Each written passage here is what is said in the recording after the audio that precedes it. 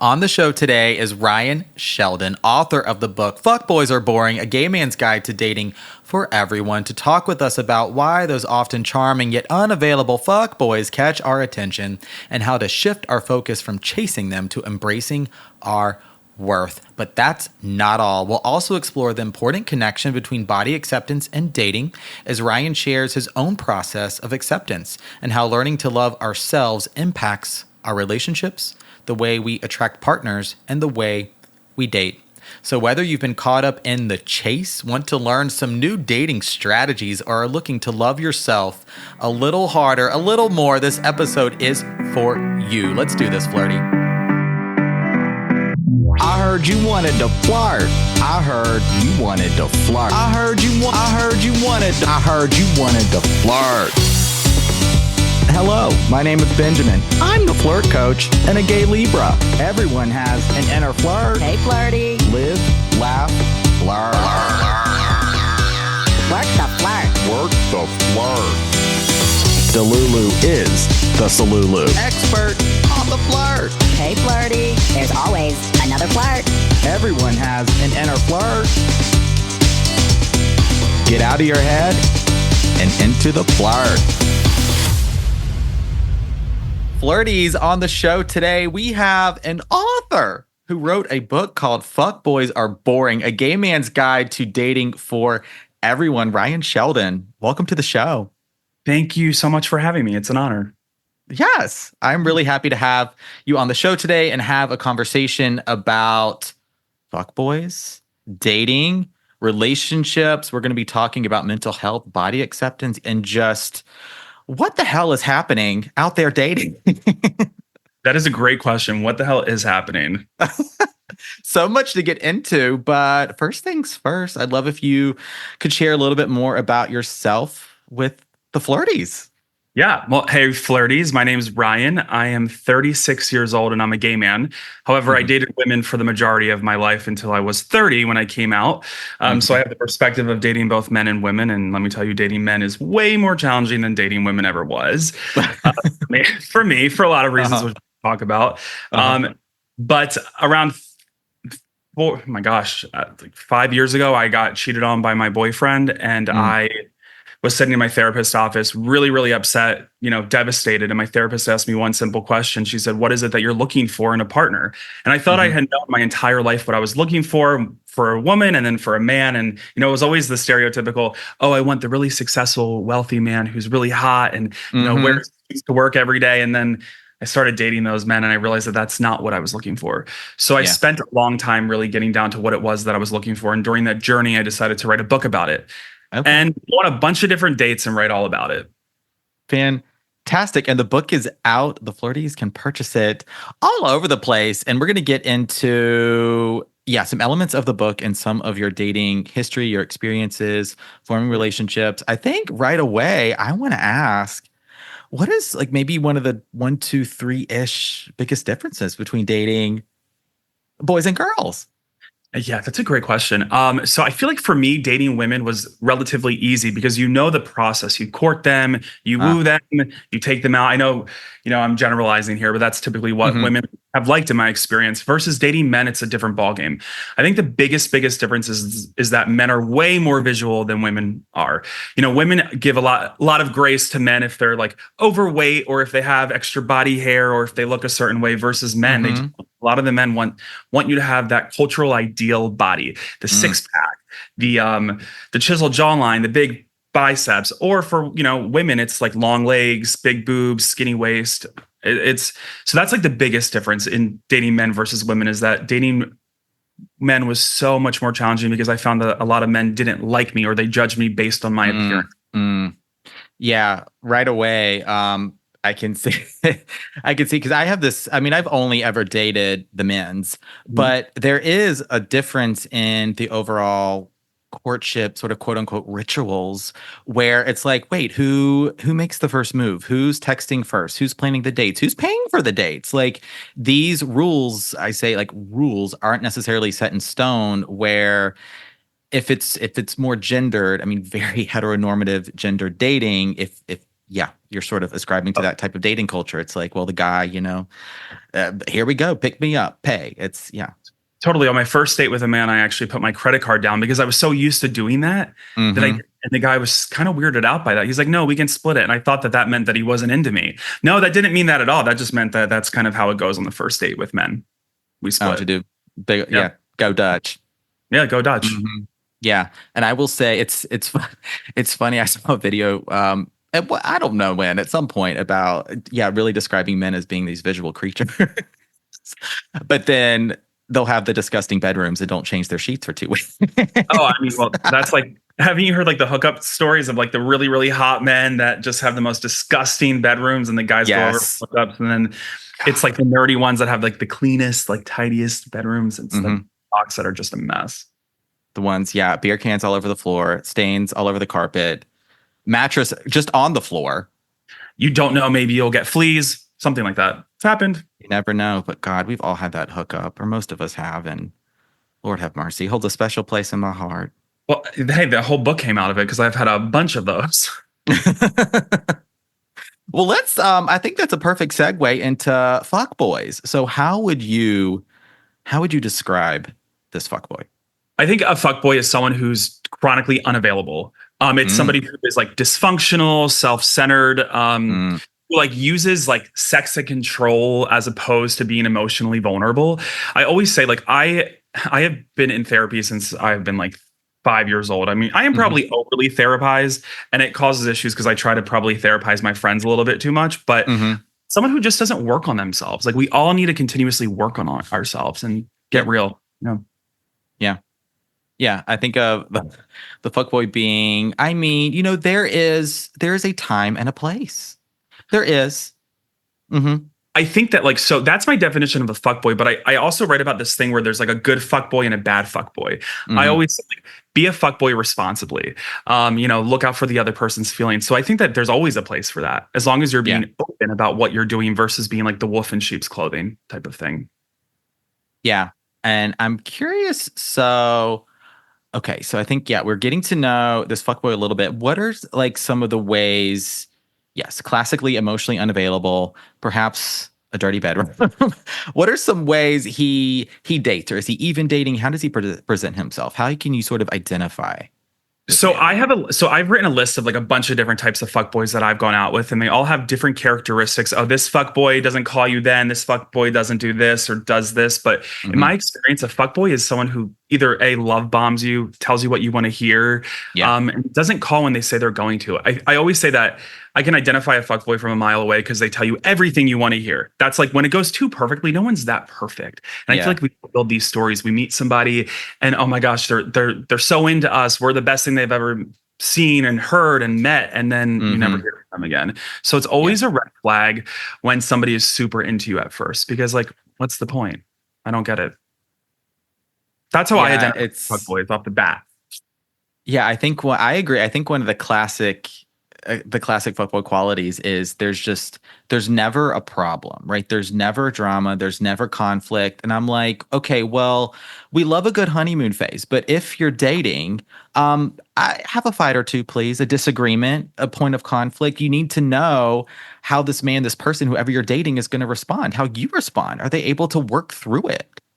It's so funny you say that, because I have a ton of friends that talk about this. And whenever they say they've never fought with their partner, I'm just like, that's strange. And you've been together for how many years and you've never had a disagreement?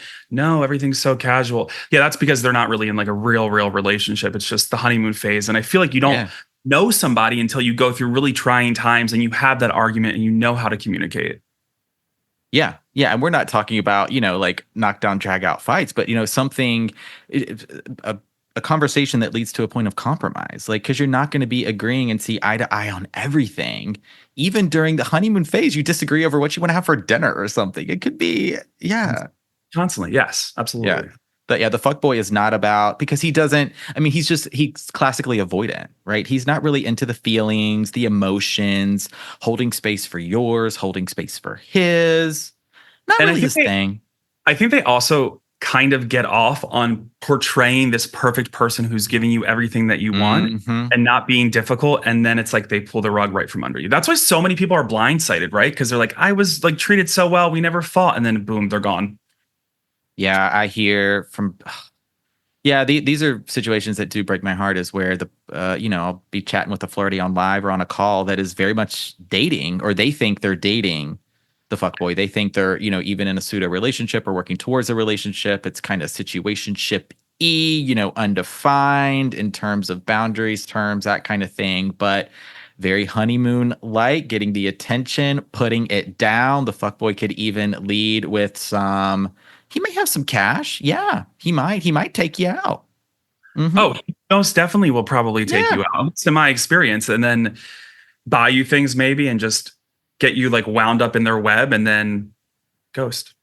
Yeah, and this is why I'm like, I love the 3 public date rule. Like your first 3 dates in public. So he does that bait and switch where your first date is dinner, right? And the second date, he's like, come back to my place. I know. Oh my gosh. I believe in first dates are also good coffee dates, and then it's a dinner date, and then it's going out. Yeah. But I agree, 3 public dates is so smart because make them work for it a little bit. Yes.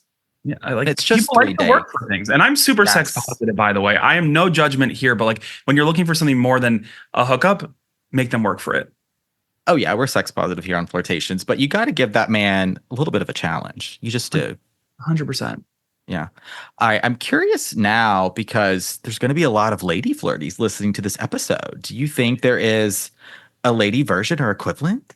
So ironically enough, the most amount of people that are into this book are like those straight women. Yeah.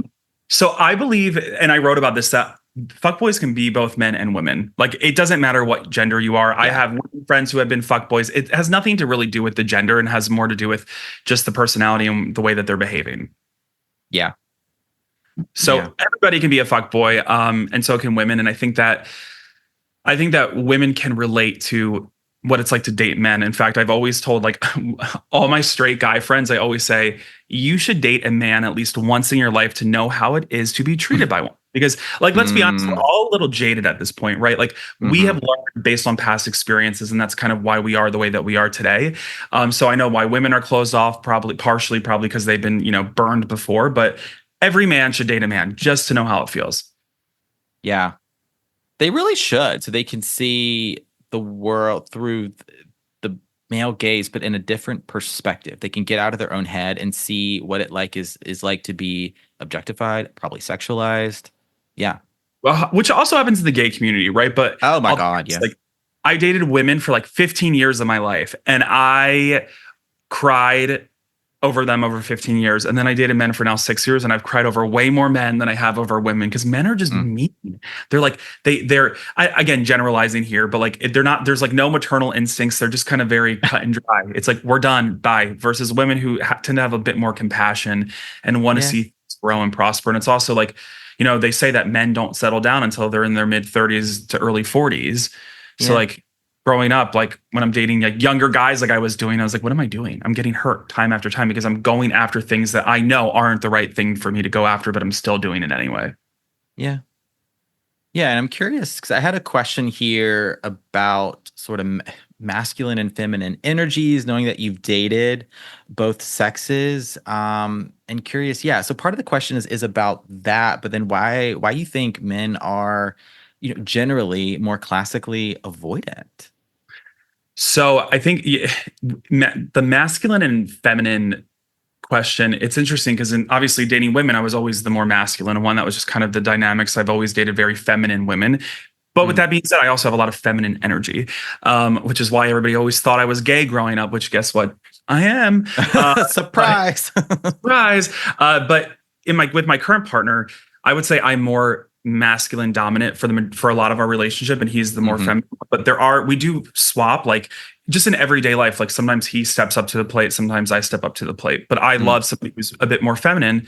But with that being said, I also love somebody who's a bit more masculine. So it's about communication, and I think that you can find that in hetero relationships also, because I think sometimes like the men want the women to take care of them, but they also want the women to maybe be assertive. It depends what you're looking for, really. But I think communicating that is the key here. Like we're not mind readers. We can't I can't predict what my boyfriend is going to want me to do or say. So he needs to tell me what he wants. Yeah, and the then, masculine. Oh, I'm sorry. Go ahead. Oh no, go on. You're good. Go on. Oh, I was just gonna say the masculine feminine energetic dynamic is so it's so interesting. It's something I got to be honest. I haven't fully wrapped my mind around being a homo and only dating other guys, right? But a lot of the flirties listening to this and on Flirtstagram, Flirt Talk across my socials, and they're women. I mean, the majority of listeners, of the flirties, women. So, what do you think is the hard part with like defining the masculine and feminine energy in the relationship dynamic, or what have you had a hard time understanding? It's kind of like what comes to mind is the hard and soft duality of it all, where you have the man that is more, I'll say, assertive, dominant, and the woman is more in that softer energy to receive. The man is the provider, the woman is more so the caretaker, and so the nurturer, right? So falling into these very traditional energetic archetypes, where for the man, like providing is going to look like going into the world, making the money, bringing it home, and it's just. But I'm like, this is. We're recording this and this episode is debuting in 2024, and I hear a lot from women. It's like, you know what? I'm like, I don't want to chase. Like, I want to be in my feminine energy. I want to receive. I'm looking for someone to provide. And it's like, I get that. And I want to support that. And I don't think you should be chasing a man. But then I also hear from men, it's like, I think sort of this classic provider masculine role is just, it's providing safety, though. It's providing connection. It's providing space for open communication and comfort and ease. Like, I think that is what the true provider role of a man is and should be. But it very much gets warped on social media and in traditional media too, I think. Oh, 100%. I mean, listen, we both date men, so like it gets like way more complicated, I think, in that world. But I want to say, like you, to echo what you said, no woman should ever chase a man. Nobody should ever chase a man. Fuck that. Because if a man wants you, like, he will pursue you. And that is how it is. Look, listen, I'll give you an example. I'm the masculine energy, but when I met my boyfriend, I was in my fuckboy era and I was just having fun responsibly and doing my thing. And then my boyfriend kept pursuing me. And I was like, oh my gosh, this guy wanted me. And it was honestly like so attractive because I was just, I felt like, wow, this is like a man. And he's like, he wants what he wants and he's coming after it. And I was turned on by that. And I've never been pursued like that before. And listen, like after having my list of all the, non-negotiables and what I really wanted, he meant all of them, like most of them, actually, the ones that were non-negotiables. And here we are 3 years later, a man that pursued me. So I do think that the second that you start chasing a man, he knows that you're going to chase him and that he has you. And then the feminine energy, which you were talking about, kind of outweigh the balances. It like tips the scales a little bit, I think. It's like, go date a million people at the same time. Who cares? Until you have commitment from that man, you're free to do whatever you want, in my opinion. Yeah. So it sounds like you were the black cat, Ryan. You found a golden retriever. I did find a golden retriever. He calls me the golden doodle because I'm a bit all over the place, but he is the golden retriever. But I'll tell you, like, I never used to be like that. I used to be the golden retriever. And then I was burned so many times because, like, when you're a nice person and you don't know how to, like, you keep chasing after these guys, no one's ever going to really want you. Like, they just weren't wanting me. And I thought it was because of me. And I realized it was probably because of the ones I was picking. Yeah. It's the dynamics are so interesting. Is I always try and give the best advice and support I can, but not having dated in the heterosexual world personally, it's like I can't actually speak to that specific experience. I went on a date with this girl, the last girl I ever dated, and then I realized I was gay, or decided to come out. And she was super into me, and I knew she was super into me. Like, a guy knows when you're into him, by the way. Like, there's just like all these movies that don't know, but let's be real. They know when you're into them. I don't want to hear it. Okay. And I went out with this girl, and she was very much so into me, and I was just like, not that I wasn't into her, but I was like, I think I'm gay and I don't know what's going on. And I wasn't messaging her back. And she kept messaging me and I wasn't messaging her back. And then she sent me this long, I'm talking about like maybe like 4-paragraph message about how she's into me. And it's very obvious that I'm not into her. But if I am into her, if there's still the opportunity, she would like to do this. I'm like, you're Oof. trying way too much. And I felt really bad. And I finally like came clean. I was like, look, I'm just not that interested. Like, why? I remember growing up, my mom would always say like, and I saw one of your Instagrams actually where you're like, if they're into you, you won't be confused, you'll know. And I hate that advice also. Like, I know that you were talking about how it's like, it bothers I can't stand it. because of past traumas, I think that nobody likes me, even when they do like me. But Yeah. I do think that there's this thing that it's like, if you message a guy and he doesn't respond back, it's not that he doesn't like you. It's that he has a life and he's busy, right? Let's be honest. We all have things come up. Like people think that you should respond right away. And there's the wait a day. I don't believe in that nonsense either. No. If I'm into you and I'm available, I'm going to message you back. That's just like the straight up thing. Like don't keep messaging the person, leave it in their court. Cause it's so funny. Cause when I started dating men and I was doing the same thing where I was texting them, hey, did you forget about me? Not really saying that, but trying to get validation that they didn't forget about me. I would lose them in that process versus being like, hey, how's it going? Them never responding. And then 2 months later, 6 months later, them messaging me back. Cause guess what? They always come back around. Like, let's be real. Yeah. So it's a little different. So like to all the women that are listening to this, like don't chase a man, let him come after you. If you message him and he doesn't respond back to you, leave it. He'll come back eventually. I'm all about being in your attractor energy, being the chooser, right? You get to initiate, you get to express interest, you get to voice expectations, of course. You get to let him know what kind of dates you want to go on, what you're interested in, that kind of thing. I'm not for this completely passive approach. Totally. And you know what's so funny is that like the expression that they said over COVID, like you flirt your way into a relationship that you didn't mean to get into. I think people forget that when they're talking to somebody, they're 50% of this equation. We're so concerned with, is that person going to like us and why aren't they responding versus like, wait a second, do I even like this person? Do I even want to things? Because I think a lot of it's the chase and women also, it's the same for everybody. I think there's like, you go on a date with a guy and you're like, oh, is he into me? Is he into me? Is he into me? Take a pause and be like, am I into him? Does he have what I'm looking for in a partner? You don't even think about that. It's weird. Yes, that is such an important question to ask to center yourself in the dating process. Do I like this person? How do I feel around this person? He, she, them. What do I want? So important. And I'm really trying to have people, the flirties, move away from the whole chase thing altogether, which is so much driven by dopamine and chemical reactions happening inside your body and the push-pull dynamics, which, like, think about it. The chase has a point of finality. It has a point of conclusion. Like, it eventually ends. And then what are you left with? If that was the whole basis for your relationship, your connection, the only reason you're dating, it's going to end. Exactly. Like when I was writing this book, I was thinking, why is it that when I find like this connection with somebody and I'm like, oh my gosh, this dynamic is so passionate and it's like, why is that? Why do those relationships never work out? And I realized that in my conversations with my therapist, I realized because I was confusing this idea of passion and love for chaos. I was mistaking it for chaos. It was actually chaos and it wasn't real passion and love. And when you get those chemical feelings of like, the person that you're dating and they call you and then they don't call you for 3 days and they call you again, you get a high. And that's because literally the same chemicals are going that happens when you do drugs. It's literally your serotonin, your dopamine, your oxytocin, they're all starting to go crazy. And it's literally a drug and it becomes addicting. And that's what happened is I was addicted to chaos and I was addicted to attraction. I was addicted to finding somebody and starting to, date them and then burning me. And then I became addicted to that feeling of them burning me and me going, finding out another person who's going to fuck me over again because I'm so addicted to the feeling of just rush. I've been there too. I mean, as Kesha said, your love is my drug. Literally. So I wanted to come back for a moment to this question. And that is from your perspective, why you think men can present as avoidant a lot of times, where maybe they have a hard time expressing themselves, being open. It seems like they hold back.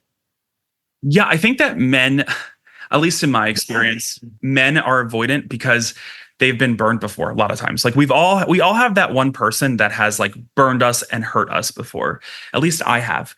I remember when I was dating a woman and I got out of that relationship, I was devastated. And I thought that I was never going to find somebody else. And then I would go on dates with these women and I would just not really treat them the best because I was burned before. And then when I started dating men, I was very optimistic. And then I got burned. And then I was like, fuck everybody. I'm just going to be a fuckboy and have fun and do that. And that's in my experience why I was avoidant. I don't know if that's everybody's experience, but I also think that I think that that's it. I think that that's it. We've all been burned.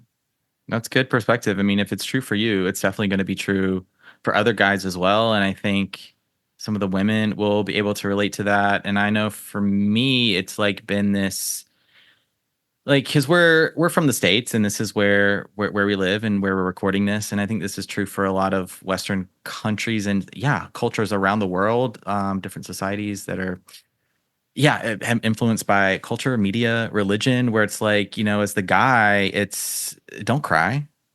Don't be weak. Hold it all in. And especially you couple that with growing up gay and you're trying to conceal that part of yourself, you like doubly don't want to show emotion because you'll be considered feminine.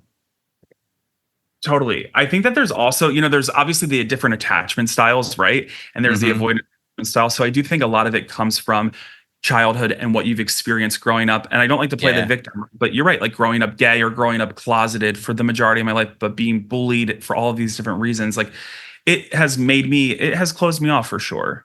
And unfortunately, people need to work on themselves in order to be their best selves to find a partner. So like, don't go find a guy that doesn't have his shit worked out because he's not like, don't date a man because of what you think his potential. Like, okay, hold on. There's this saying that goes like, don't date a man who is what he is now. Date a man for the potential that you see in him.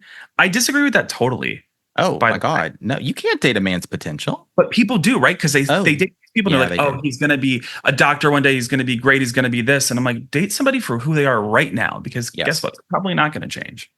Yeah, you can't date the future version of them who you idealize them to be, the promises. Like, you got to date who they are today and how they show up. You can't wait for your relationship to maybe get better or maybe be this XYZ thing in the future.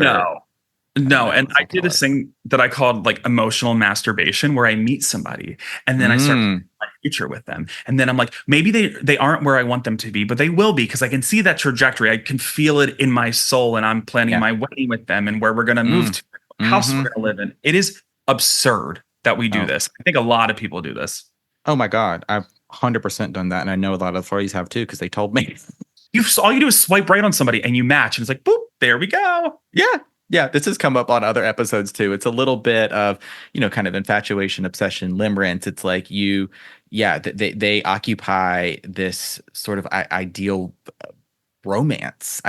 of romance in your mind, because they can become just the rescuer in some ways, the answer, the solution, the savior. And it's like, right, they're just gonna make it all better.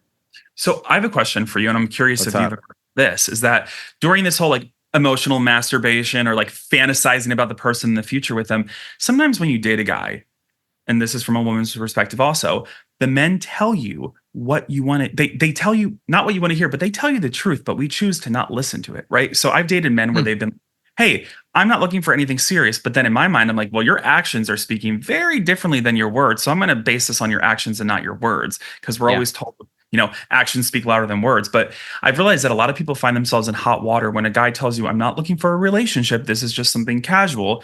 That would be what I call a good fuckboy. But the women or the gay men don't believe that, and they think they can change their mind, and then they end up burned, and then they blame the man. Yeah, I've been in that position, and I see that all the time. And this framework I work with that I hope is helpful is, I say that words signal interest and actions signal intention, and they need to align. You need someone's words to match their actions. And then it kind of ties back to this point of access, where if you're in a casual, uncommitted, undefined relationship connection with a guy, and he's telling you, not looking for anything serious, but then he's very much leading with fuckboy energy, well, it's because you're giving him that access. And you're allowing that connection to build, and you're like, oh, he'll change, maybe this, maybe that, whatever. But he's very much telling you in no uncertain terms, he doesn't want to date you. As my drag queen friend always says, never give somebody the girlfriend experience. Yes. And that is something that is so, like, I would cook for guy. I'm sure women can relate to this too. Oh, I'll cook you dinner. I'll do this for you. No, why are you giving them that experience when they don't deserve it? Because they didn't earn it. Yeah. And this is what I'll say. It's like, no, and we all we've been there. I've been there, and you have to learn Yeah, you're going to make some mistakes and there's going to be some Totally. heartbreaks and you will learn from them. And I've said this in some videos. It's like if you want boyfriend Benjamin, you want boyfriend energy, then we're dating, right? If it's just a fuckboy situation, no, I'm not texting you. No, like this, we're not having a relationship. Totally. No. No. You want the boyfriend experience? Come on, let's A yeah, this is 100%. 100%. And yes. it's so funny though, because when you don't give them the boyfriend experience or the girlfriend experience, they want you more. They literally It's want you so more. true. My friends everybody always texts me for relationship advice. What should I do? Should I do? I'm like, dude, leave it in their court. Like, do not give them the girlfriend experience when they have not earned it at this point. Yeah. Let them chase after you because men. I mean, I know we don't like the whole chase thing, but men innately like to chase a little bit. That's part of their nature. They do. So allow them to give them the space to do what they have to do. And if they don't chase you, then or they don't come after you or pursue you, then it's not meant to be. Maybe. Yeah. They need to be able to take that initiative and plan and actually, date, court. But then all the while, like you're showing up and they're getting that validation. They're getting that affirmation. So like it becomes kind of this dance in a way. Do you ever think that people make dating more complicated than it really is? Like, is it really this complicated? Or do we already know what we need to do? We just don't want to do it or trust ourselves to do it? I think dating is inherently complicated because it rarely just follows this ideal timeline where A happens, then B happens, then C happens, because as we've been talking about today, we're bringing a lifetime, perhaps decades of experiences, of stories, of struggles, of challenges, of heartbreaks, of traumas, and you're bringing it all into the dating process as you're trying to get to know someone that you could potentially spend the rest of your life with. This is a big decision. It's one of the biggest decisions you'll make in your entire life. It doesn't mean you're committed to it forever, but that's the ideal if you're looking for a long-term committed relationship that maybe involves marriage, right? Like it's a big decision. It just is. It's a huge decision. And that's like my mind. I've been dating my boyfriend now for 3 years almost. And his brother just got engaged to his girlfriend actually 2 days ago. They've been together for exactly a year, 2 days ago. And I'm like, oh my goodness, that's fast. Obviously no judgment, but I'm just like, and then I get looked at like, well, why aren't you proposing, Ryan? First of all, back to the gender, why am I the one that has to propose? But also like, I believe take your time, enjoy dating, enjoy getting to know the person. Again, 3 years later, I've met people though who I've had one night stands with who I'm like, I'm going to marry this person. This person's amazing. Like that's how wild that our mind goes because it's so chaotic and the passion is there and the trauma and drama is there that I'm so into it. And now I'm with a normal, stable person. I'm like, let's take our time. It's like even the timelines. It's engagements and marriages, like if that's what you're looking for and why part of why you're dating, it's like there's no set, it's just it becomes super individual. But as long as you can date from this place of just overall confidence and clarity, and I hope find some ease and peace with it, knowing that you're really focusing on developing a strong, secure connection, that's what it's ultimately about. Everything else just starts to more or less fall into place. No, totally. And I think it's important to like know what it is that you're looking for though in the person that you want to date. And like I think it's like when I ask my friends that question, because I spent a lot of time trying to figure that out, they didn't really have a great answer. And I was like, it's okay to take some time because how do you expect to find a person? How do you even know if you like a person if you don't know what it is that you like? Want to find in a person. So I think a lot of us jump to what society tells us we should be dating, right? We should date that hot guy or that hot girl or somebody who can financially support us and fly us private. Hello, that would be amazing. I would love to be flying private, but like, guess what? Those guys a lot of times are kind of the actual fuck boys that are flying you private. So that's off the table for me. Right? Hopefully forever. Maybe I can fly myself private one day. You never know. What would that be like? Never done it. Seems luxurious. Yeah, it seems like you might have to sell your soul a bit, though, to do that. Yeah, just pollute a little bit. It's all right. You'll get there faster. You don't have to go through security. I mean, hey, that's what it's all about. Convenience and ease, time savings. And I want to, mention one thing here as we're talking, I think some about healing and growth here. And this is one of the things that I see in dating where, and this is somewhat generalizing, but women are doing the work, men are not. And you have an emotional gap an emotional maturity gap where women are, let's say, in their late 20s, 30s, beyond, right? They have finished school. If they went to school, they're getting established and settled in their career. And the guys their ages are just, they're not at the same maturity level, the same emotional readiness, availability level as them. It's like they're dating from a smaller pool. They just are. Yeah, I wonder if it's also like a generalization thing too, because I mean, imagine like, okay, being a woman, you're dating from a smaller pool, but then being a gay man who wants a relationship, you're dating from a really, really tiny Oh pool, God, yeah. Speaking for right? us now, yeah. So, but like from the perspective of, of women and dating men, I mean, the truth is like my therapist always says, or my psychiatrist, a gay psychiatrist always says, men are not fully like, your brain doesn't fully develop until you're 27, I believe it is. They used to say it was like 25 and now it's 27. And then men don't mature until they're in their mid to late 30s and early 40s that don't want to settle down. So again, I think it's you're right. They're dating from a smaller pool, but it's also getting aligned with what you want to find in a partner. For an example, you could go on a date with a guy and he could show you all the red flags in the world and you still don't listen. You still don't like pay attention. You run towards them as opposed to running away from them. Yeah. So one piece of advice that I always give everybody is like, learn to run away from red flags instead of running to them, and learn to run towards green flags and run away from, learn to run towards green flags and away from red flags. Yeah. Because I feel like you're right. You can't control what other people are, but if you go on a date with a guy who shows you that they're like unavailable or immature, then that's it. You don't want to go out with them again. And so why would you go back out with them? Right. You know Yeah. what I mean?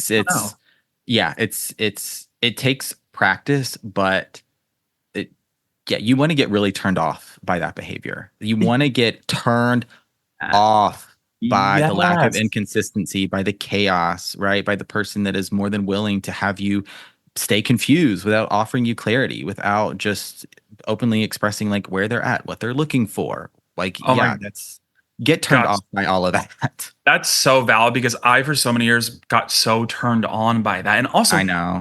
Dating women, I know they also get turned on by that because I dated a bunch of women and I would be the inconsistent one at times and they would chase after me. It was when I was consistent that they didn't really want anything to do with me. And that's so interesting because the guy that broke my heart and cheated on me that kind of started this whole book thing, I remember during the conversation of us breaking up, he was just like, Ryan, you were just too predictable. And I was like, what do you mean I was too predictable? Like, I'm just curious. And he always knew I was going to call when I said I was going to call. He I always followed through with everything. And I realized in that moment that some people just don't want that. And that's so wild to me. And now that I have a partner who is so consistent, I get it a little bit. I'm like, that's kind of boring at first. And now I'm like, wait a second, that is the sexiest thing in the world that my partner calls me when he says he's going to. He does what he's going to. So as a woman dating a man, if he is inconsistent, like it's not personal. Also, stop taking it personally. It has nothing to do with you and it has everything usually to do with him.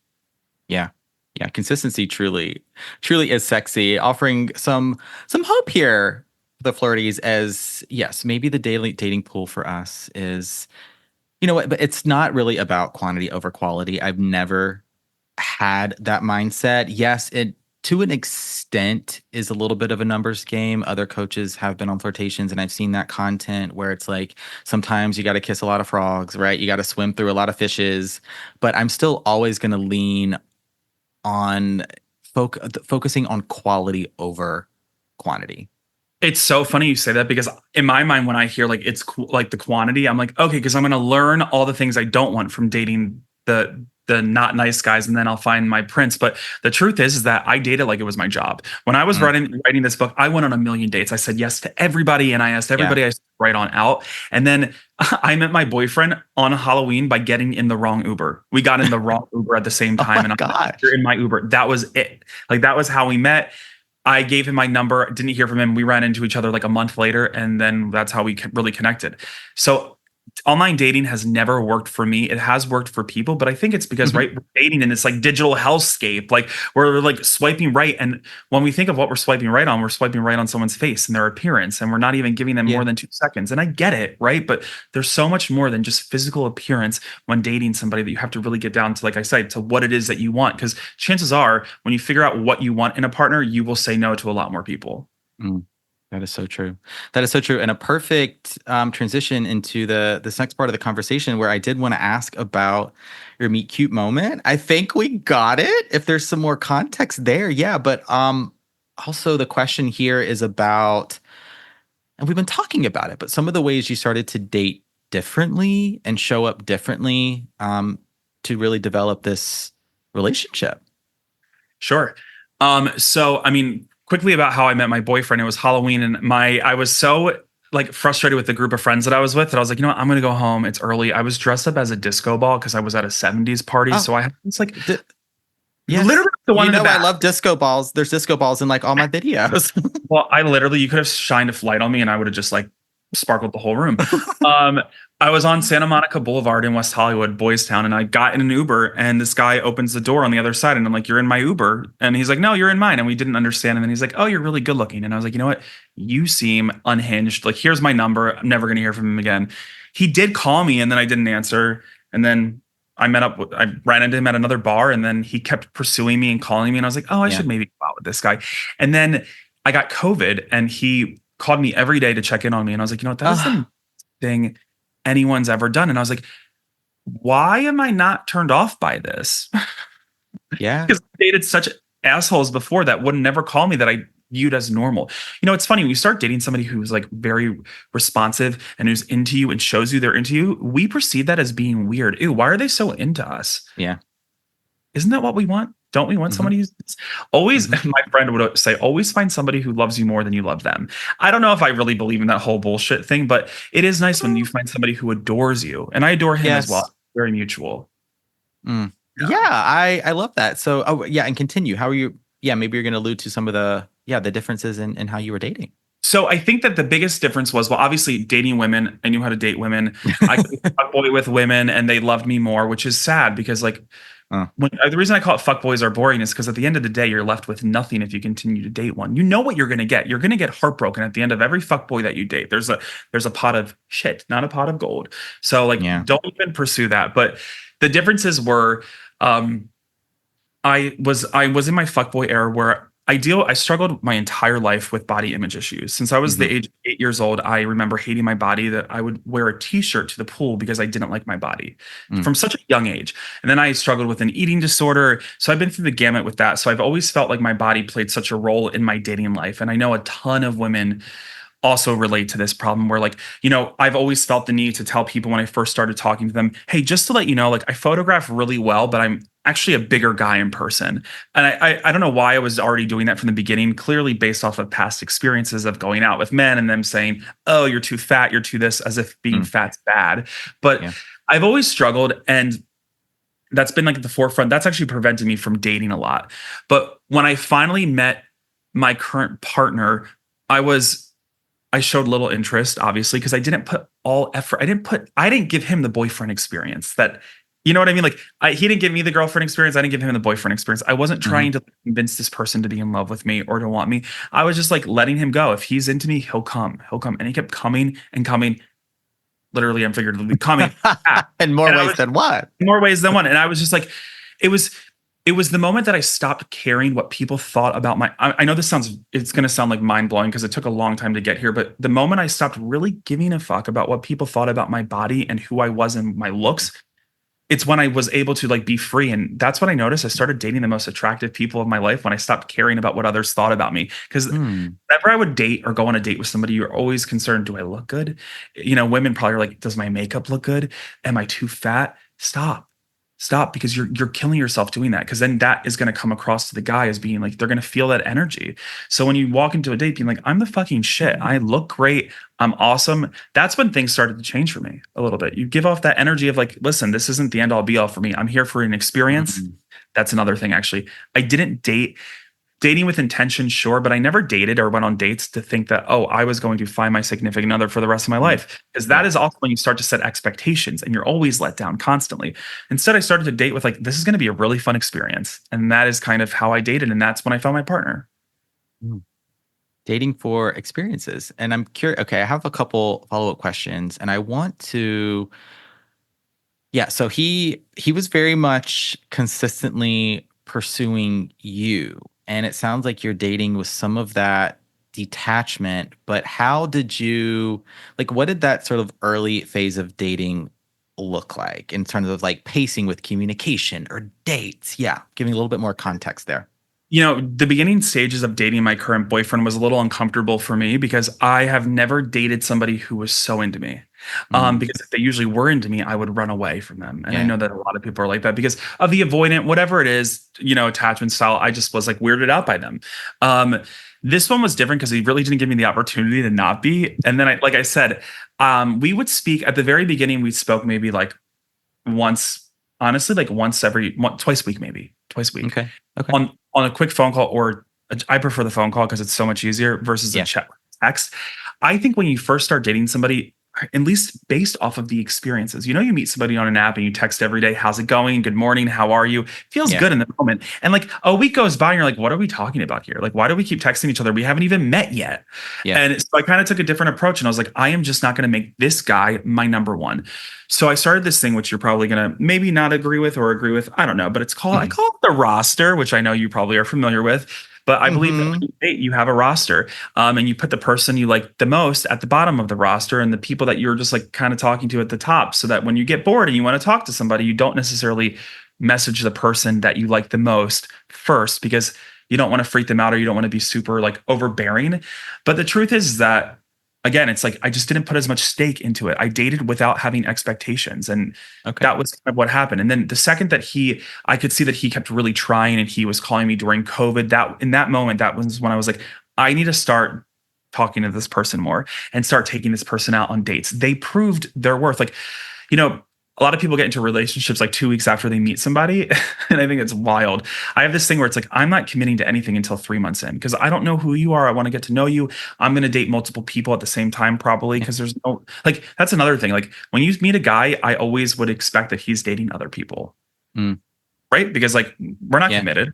So I think it's just like dating with a little bit of intention, but also like self-respect and like, don't put all of your eggs in the basket. That's kind of what happened. That's what changed things, really.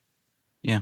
Yeah, that's a reasonable assumption that when you first meet, especially if you're meeting on the apps, that he's going on some other dates as well. And I want to ask you, okay, that's good context for the flirties to see how you were dating here in this early phase of now being with your boyfriend. Totally. And something I think also is that don't take things too personally. So my therapist, I remember sitting in her office and I was like, listen, I don't know why no guy likes me. Like, why every guy do I go out with? Is he not into me? And then she said, Ryan, maybe he's a coffee drinker and maybe you're just tea. Like maybe you're not his cup of tea. And I never thought about it like that. Like, wait, maybe it's really not personal. Maybe it's just that I'm just not his vibe. Because guess what? You go on dates with people that aren't your vibe. So why can't they go out with dates with people that aren't their vibe? Yeah. This is like, I'm thinking back to the rejection episode with Sarah Rice, and she was describing this example of when you go, let's just say, to get ice cream, and you've got 3 flavors, right? Chocolate, vanilla, strawberry, let's just say, and you want vanilla. Well, you're not rejecting chocolate and strawberry. It doesn't mean like they're disgusting or they're gross. It's just you're choosing vanilla because that's the one you want. And that's a lot of what happens in dating. Is it really is about choice that is not tied to your specific personhood. 100%. Yeah, I know. Not into you because of your body. It's easier said than done. I get this. Yeah. If they're not into your body, then fuck them. Like it's not like that's how I had to like live in that world because I've been rejected so many times because of my body that I'm just like, it is what it is. I will find somebody who embraces every aspect of it, and the way I did. So and you did. I want to spend another moment here. And what were some of the shifts with your own mindset, maybe self-talk, that allowed you to transition through this process of acceptance with body image from dating, being really. I've been self-conscious about my body for forever, and it's anyway. But I want to hear from your perspective. Yeah. So when I've been in therapy for this for a really long time also. And I would do something called mirror work where my therapist would have me stand in front of a mirror and every session. And she would say, Ryan, tell me one thing you like about your body. One thing you like about yourself. It could be anything. And every time I was like, I don't feel like doing this. I don't feel like doing this because I couldn't find what I liked in my body or about my body. And then I remember I was so sick of her asking me this that I got up there and she's like, what's one thing you like? And I said, I like my nose. And she said, why do you like your nose? And I said, well, because people told me I have a nice nose. And I was like, wow. Again, I was seeking outside validation, which by the way, I realized a lot of the reason I try to date hot people was just for pure validation reasons, to feel good about myself. But I realized that I didn't even know one thing that I liked about myself. I hated my body so much and struggled, with whether it was starving myself, whatever it was, just to feel good, feel like I was in some sort of control. It was over COVID that there was a shift that happened for me, at least. And, COVID was obviously like a really traumatic time for a lot of other people, for a lot of people. As for me, it was as well. Way too many people died, and one person is too many people. But I also found it, I get a lot of shit for saying this, but I found it a bit healing in some sense, for me at least, when it came to the way I felt about my body, because I was confined to my little 700 square foot apartment. I couldn't go anywhere. So I would found myself eating what I wanted to eat and not worrying about the way that I looked. And then that allowed me to start to get over this feeling of being scared to go out in public and look a certain way. And I cannot tell you in that moment how it shifted. And I'm a model. Like, I do a lot of modeling for like Hanes underwear, for an example. I'm literally in my boxers on packaging globally. And I'm like, I remember doing that. And I was like, I feel so insecure about my body. And I'm hesitant to say like it's something that you can really get over yourself, because I do believe that therapy really does help with this, especially because there's a lot of mental illness or mental, health issues that come to play with body issues. Yes. So I'm not a doctor. I can't speak on that, but just my experience was, being with myself. And I realized that as soon as COVID started to lift up and I was in my fuckboy era, I was like a caterpillar who went into a cocoon and came out as a butterfly, not with a better body, but with a better mindset, because I had worked on myself, that I started going on dates with these incredibly like amazing people that I had found that kind of were who I wanted to go out with, and they loved my body. Now, am I allowed to talk about a sexual experience that happened that changed everything? Yes, you may. Okay, so I met a guy on a hookup app, which women can go on, Tinder, same thing, I think. Yeah. And I went out with this guy, and I could tell immediately that he was attracted to me. And I thought, wow, I'm so attracted to him. I've never been out with a guy who I was like, I want to sleep with this guy. So we parted ways, and he ended up calling me like a week later or 2 weeks later. And he said he wanted to take me to dinner. We went to dinner. He came over, we hooked up. He literally got on my bed and the lights were on. And he said, I want you to sit on my face. And I've never had say that to me in my entire life. And I'm thinking, my big body, I'm like, I don't want any man to see me naked. I would always hook up with the lights off. That was my thing. So I sat there in that moment and I said, okay, I can either, reject this guy, or I can keep the lights on, get totally naked and sit on his face and maybe have the best sexual experience of my life. And when I tell you that was the most sexual liberating experience I've ever had, when a man wanted my body fully nude in the lights, I was like, that changed my life forever. It gave me the confidence I needed to continue to go on dates and, hook up with people. And unfortunately, I think a lot of women have experienced guys just using them for sex and then never talking to them again, which, by the way, women can use men for sex as well. It goes both ways. Yes, they can. It does. Generalizing here though, but be confident in what you have to offer, because some man is going to want you in every aspect of you. Yeah. Wow. That's a really powerful story you had, because I can tell it. You said it changed your life, and something, because I see this, like, there's some loose parallels here with the flirt and just how we date, where it's like, I think part of what the shift is like, how I'm hearing it is, you started to detach from how people perceive you and act in a way, or feel like you have to dress or date or be a way to be perceived in the way that denotes right value or conventional attractiveness or whatever. And instead, you detach from all of that and chose to just be and just have those experiences and show up. And it sounds like it really worked out, Ryan. It really did. You know why, though? Because it took the pressure off both parties. Because I think that a lot of men feel pressure. Women, you're going on this date, you have these expectations. Men always, obviously it's very different being a woman. You have this whole biological time clock situation happening. So I do get that, but men can also pick up on that. And so can gay men. I've been on dates with guys where they're like, listen, I'm just not looking for something super serious. Like, they can tell, they can feel the energy. I could feel the energy. You're looking for a serious relationship, as opposed to going on a date with somebody being like, if it works out, great. If I meet a friend, great. If it doesn't work out, fine. And it's going in with just being. And I'm not looking for all the red flags on the first date either. I'll get to know you over the next couple of weeks. Like, I don't need to give you an interview. I don't need to interview you right now. Let's have fun. Meet new people. Yeah. So I want to ask, I think I just have one more question here, and then I want to hear a little bit more about, how the Flirties can get a copy of your book. And this one may be more for I'll say the gay guy flirties listening who have felt just so objectified and like they don't fit in. And, you know, if you're on app culture, it's like, right, it's all about roles and bottoms and tops and look this way, not that way. People are so specific and can be so judgmental and critical and reject you like quicker than you can blink. Like some words there for the flirty having that experience. You know, I think it's funny because I was just having this conversation with one of my gay friends, and I think that one of the most like unattractive things, first of all, when you're dating on Grindr, like what are you doing? Like that's a hookup app. Don't try to find your boyfriend enough. It's not gonna. If it does happen, it happens. If it doesn't, it probably won't. But people have met on there. It's rare. It's rare, but it's so frustrating when, and we might disagree on this, but like as a gay man, when somebody says I only date bottoms or I only date tops, I'm like, what the fuck? I'm like, that is. Listen, we are men. We have sexual preferences. Women are women. You have your sexual preference.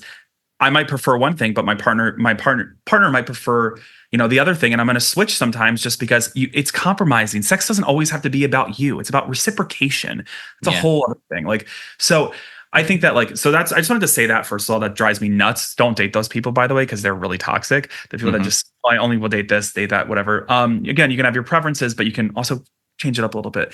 I think that the best advice that I can give to, you know, all the, you know, gay men out there that have dealt with all this bullshit is that like, number one, you're not alone, right? Because like a lot of us are dealing with this. Unless you have that cultural ideal body, that six pack, like you're probably struggling. Even those people are struggling in their own way, right? But if you've ever been rejected or felt worthless or unlovable because of, you know, your body size, or you're not good enough, or because of your appearance or whatever it may be, or you think that you don't have enough to give to somebody, like, A, you're not alone, and B, like, that's just total bullshit. And it's just not true. Like you are enough. You're probably picking the people that aren't enough. Like, again, when you find them on apps, they're just looking for a hookup.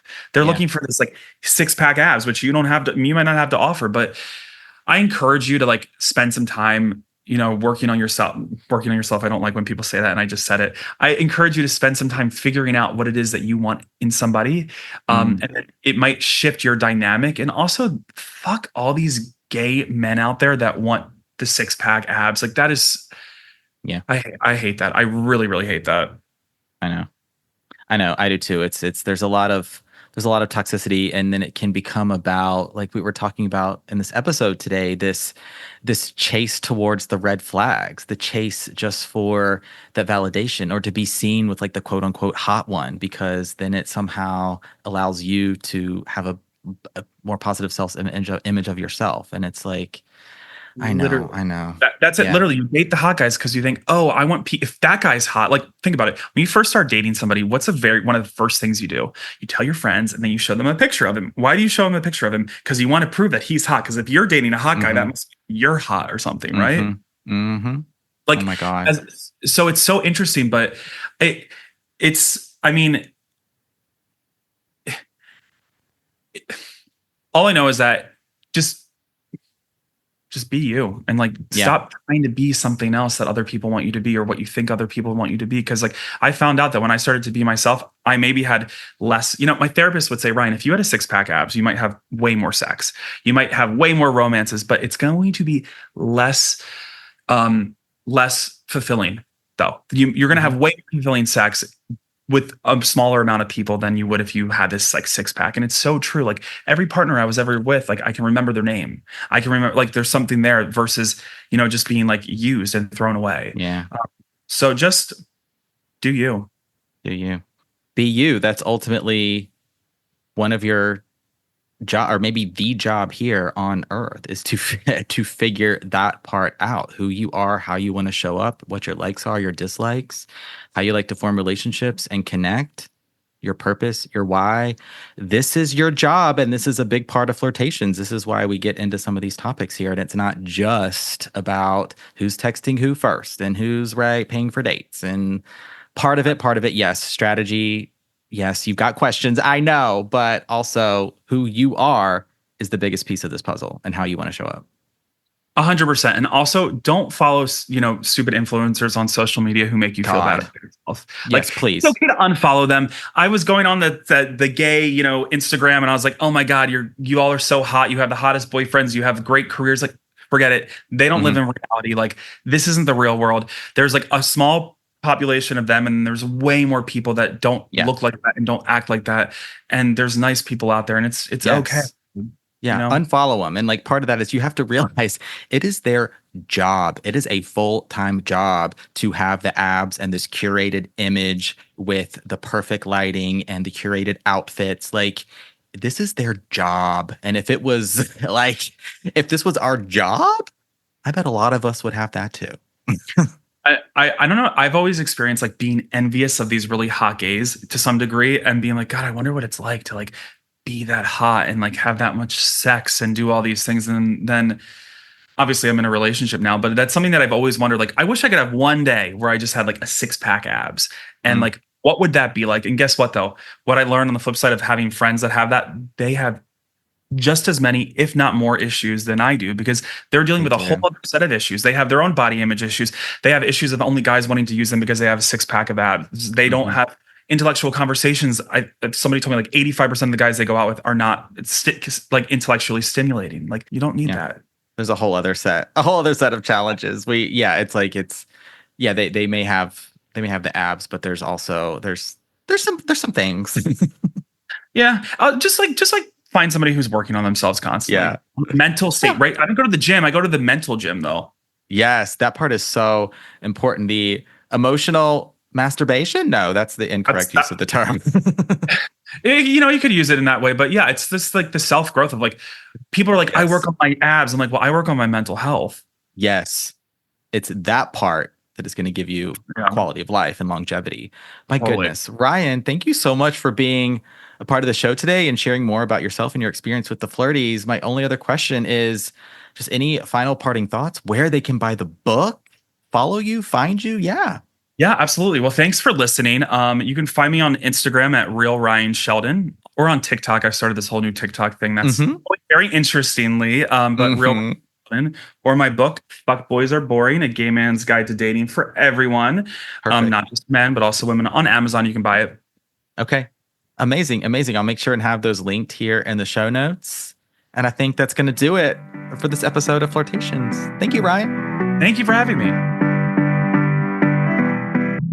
All right, Flirties, that's a wrap on this episode of Flirtations. Thank you to our guest, Ryan Sheldon, for being a part of the show today and having this conversation with us, sharing more about fuck boys and not chasing a man, and also the journey of personal acceptance and how we feel about ourselves absolutely impacts the way we date and form connections. So thank you so much for being on the show today, Ryan. And thank you to you, the Flirties, for listening, for streaming, for tuning in, wherever you may be in the world. Thank you so much for being here. I invite you now to leave a rating, a review if you enjoyed this episode, or find another episode of Flirtations. Yeah, you could binge a little bit if you wanted. Sharing the show with a friend. Really appreciate you talking about it and getting the word out about Flirtations.